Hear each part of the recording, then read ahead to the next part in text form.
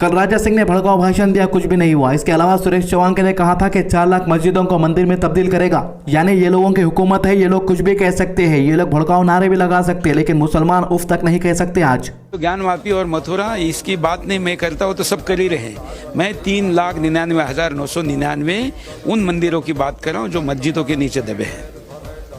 मुफ्ती सलमान अजहरी साहब को डिटेन कर लिया गया है, उनको अरेस्ट कर लिया गया है इस बिना पे कि उन्होंने भड़काऊ भाषण दिए हैं।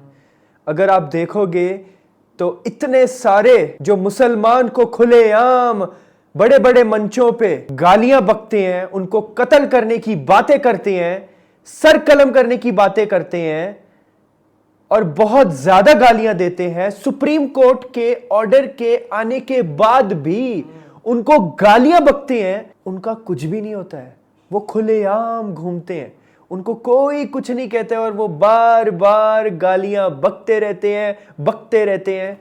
और सलमान अजहरी साहब ने कोई गाली नहीं बकी, किसी कम्युनिटी को उन्होंने टारगेट नहीं किया, ना ही उन्होंने हिंदुओं के बारे में कुछ भी बोला, एक लफ्ज भी नहीं बोला।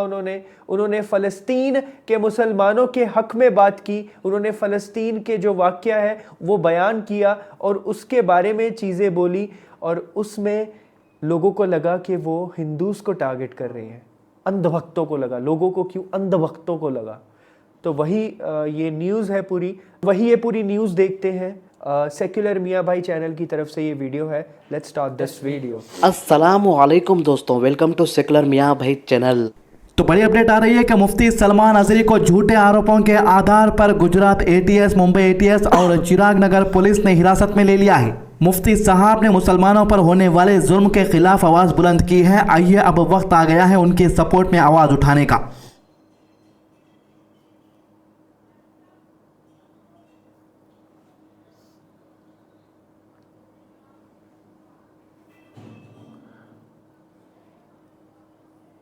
तो दोस्तों, जैसे कि आप देख सकते हैं यहाँ पर हजारों की तादाद में लोग मुफ्ती साहब के सपोर्ट में पहुंच चुके हैं। आलम यह हो चुका है कि मुसलमानों को एक अल्फाज तक बयान नहीं करने दिया जा रहा है। कल राजा सिंह ने भड़काऊ भाषण दिया, कुछ भी नहीं हुआ। इसके अलावा सुरेश चौहान ने कहा था कि 4 लाख मस्जिदों को मंदिर में तब्दील करेगा, यानी ये लोगों की हुकूमत है, ये लोग कुछ भी कह सकते हैं, ये लोग भड़काऊ नारे भी लगा सकते हैं, लेकिन मुसलमान उफ तक नहीं कह सकते। आज तो ज्ञानवापी और मथुरा इसकी बात नहीं मैं करता हूँ, तो सब कर ही रहे। मैं 3,99,999 उन मंदिरों की बात कर रहा हूँ जो मस्जिदों के नीचे दबे हैं। सब वापस लेंगे क्या? सब लेंगे, इसमें कोई दो राय नहीं। जैसे अयोध्या लेंगे ऐसा कहते थे तो लोग हंसते थे, तो जो लोग अभी हंसेंगे उसको भी जवाब मिल जाएगा।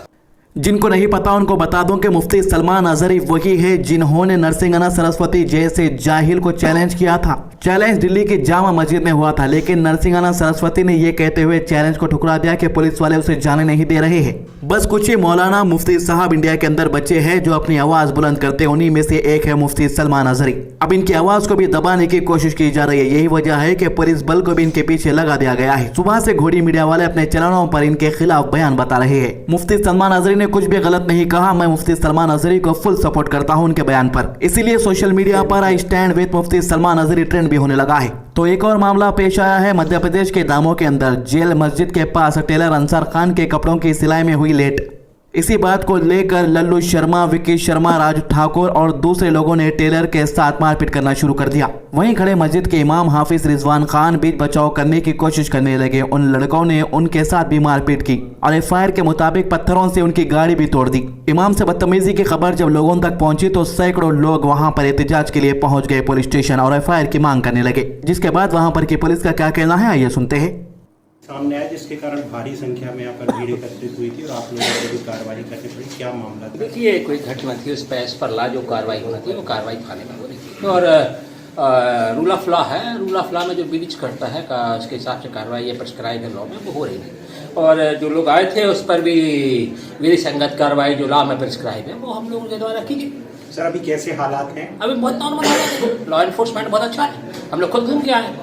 सर, हमारे किसी पत्रकार साथी को ये घटना हमारी जानकारी में अभी आई नहीं है, आएगी तो उस पर विधि संगत कार्रवाई करेगी। रूल ऑफ लॉ जब मैं आपसे कह रहा हूँ, रूल ऑफ लॉ है और विधि संगत कार्रवाई हर चीज में होगी। तो जिसका भी ब्रीच ऑफ लॉ होगा, राइट होगा, उस राइट पे भी कार्रवाई होगी। और सर अब इसकी हालत देखो, भाई ने क्या इंसाफ करे जैसा दिख रहा। और मुसलमानों को बदनाम करने की कोई कसर नहीं छोड़ रहे। एक वीडियो सोशल मीडिया पे वायरल हो रहा है, जैसे कि आपके स्क्रीन के ऊपर एक तस्वीर देख सकते। बताया जा रहा है कि एक महिला बुर्का पहनकर अपने ही घर में चोरी कर निकल गई और बड़े बड़े न्यूज चैनल वालों ने इस न्यूज को पोस्ट किया है अपने चैनल्स पर।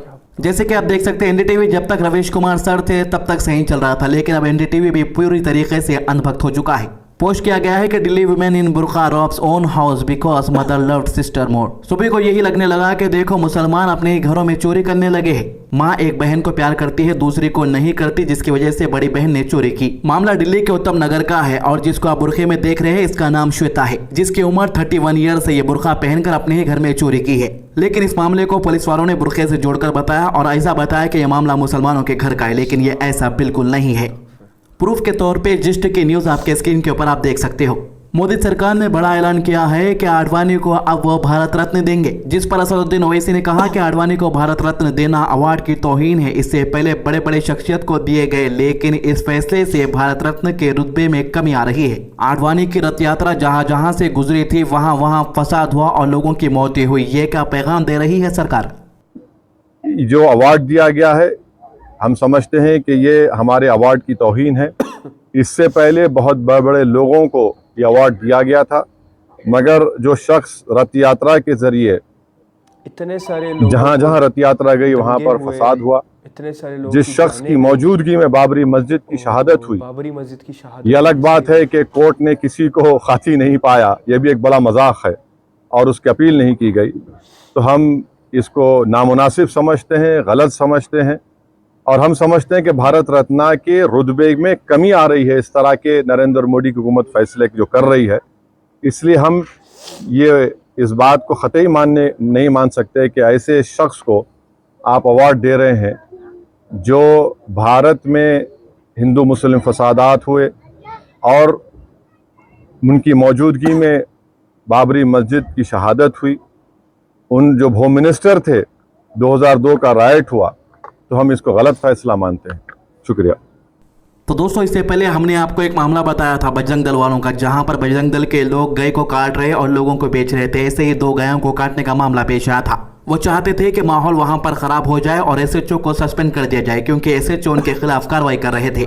बजरंग दल के लीडर मोनू बजरंगी को अरेस्ट करने के बाद बजरंग दल के 100 के कार्यकर्ता आ गए पुलिस स्टेशन के पास एहतजाज करने। यानी ये लोग ना कानून से डर रहे हैं ना पुलिस वालों से डर रहे हैं, क्योंकि सरकार का पता है कि इन्हें सरकार फुल सपोर्ट करती है ऐसे मामलों में। अगर इनकी जगह मुसलमान होते तो पुलिस वाले कब का लाठीचार्ज करके वहां पर से मुसलमानों को भगा दिया जाता, दूसरे दिन मुसलमानों के घर पर बुलडोजर कर दिया जाता, या उसी रात में मुसलमान नौजवानों को हिरासत में ले लिया जाता और मुस्लिम नौजवानों को 1 घंटे से 2 घंटे तक पीटा जा रहा है जब ऐसे मामले पेश आ रहे। लेकिन इन्हें कुछ नहीं किया जा रही है, तो धक्का तक लगने नहीं दिया जा रहा है। मुल्क में आलम यह हो चुका है कि बजरंग दल, विश्व हिंदू परिषद, आरएसएस का नाम लेने पर पुलिस वाले डर रहे हैं। और जो भी पुलिस वाले ये लोगों के खिलाफ कार्रवाई की मांग करते हैं तो वो पुलिस वालों को दूसरे दिन ही सस्पेंड कर दिया जाता है। कई पुलिस वालों के साथ ऐसे ही बढ़ता हुआ है।